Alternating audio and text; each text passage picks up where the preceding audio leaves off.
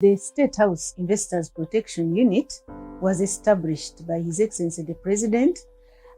He first announced its establishment on the 1st of May at Labor Day International celebrations in Buyikwe district. That's when he promised the public that he was going to establish a small unit in his office to attend to all investors' concerns.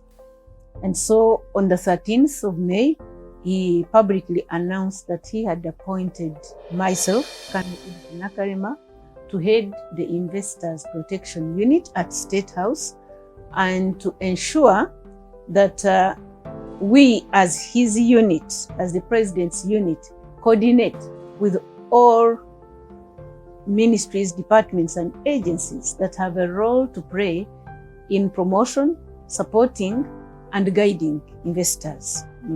Which opportunities, where to go for which certificate, or how to be protected not to fall in the hands of wrong elements or the corrupt. We are happy that all ministries, departments and agencies that are supporting and guiding and promoting investment have embraced the unit. We are collaboratively working together to protect, support and promote investments. We have been meeting investors with different challenges, and others have been coming to seek for guidance on where to go. So we realized that there was a need to have an electronic solution where investors can do due diligence, can find out how to invest in Uganda before they fall in the hands of fraudsters or wrong elements. So we noted with concern that a number of government domain or communication systems are sometimes hacked into or are sometimes manipulated by fraudsters. So we noted with concern from the many complaints we have so far registered. Meanwhile, between July the 26th to today, we have registered 159 complaints from both local and foreign investors. Majority complaints are from local investors because over 80 complaints are from local investors. The challenge with local investors, the main challenge is with high interest rates in commercial banks. And we have been engaging with bank executives. If you have followed our meetings, we've engaged with most of them, and good enough, they are collaborative and they have really decided to also come out of their offices and engage with these local investors because we need them so much as a country. And the other challenge has always been with taxes, where they didn't know how to go about it. So the Uganda Revenue Authority, in particular Commissioner General and his commissioners, have been engaging. The other challenge with the local investors was that they didn't know, most of them didn't know about the Small Business Recovery Fund, which the government provided. We started engaging with banks about the publicity of the Small Business Recovery Fund, which was in total 200 billion through Bank of Uganda that is supposed to help the small businesses recover from the COVID shock. In June, at the end of June, only 6 billion had been borrowed by the SMEs out of the 200, because I think there wasn't enough publicity. So we think that our collaboration with the key agencies that support investment both at local level an international level, it is adding some value, and we think that it's going to do well. So, having noted all that, there is need for publicity at local and international level, with international or the foreign investors. The main challenge again has been them not knowing the authentic government agencies and their leaders, because they are always, most of them fall in the hands of fraudsters. So we noted with concern that there was a need for an electronic solution.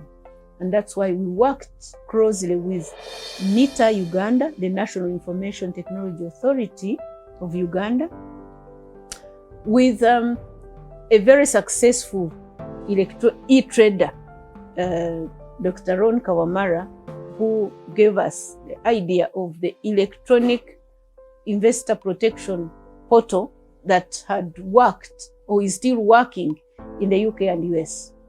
So Dr. Ron got us some technical officers that he knew and has worked with before, and NITAU gladly embraced the good ideas, and we worked collaboratively with all agencies that have a role to play in investment. That is the UIA, URSB, URA, NEMA, NIRA, immigration. We put in security also, ISO, ESO, police, judiciary.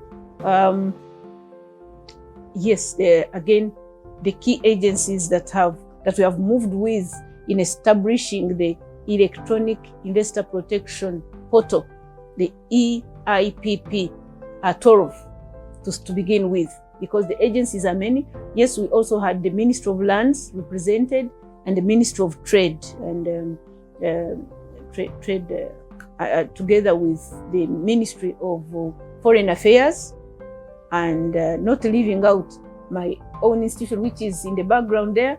The CMI has some role, because a number of investors had been freezed their money right from the airport when they are received by fraudsters, and so security has interest in monitoring what happens what happens to everyone that comes in our country, or even our own fellow citizens. So the electronic investors protection portal was very well done by Ugandan scientists, if I may use the general word, because these are all information technology officers that sat together.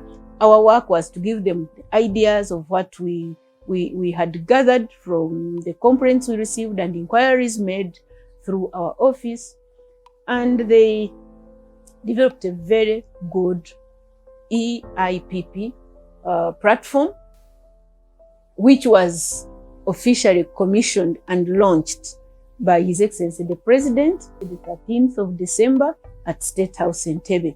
To access the portal, it is a link. You just go on your computer and type the word protection.statehouseinvest.go.ug.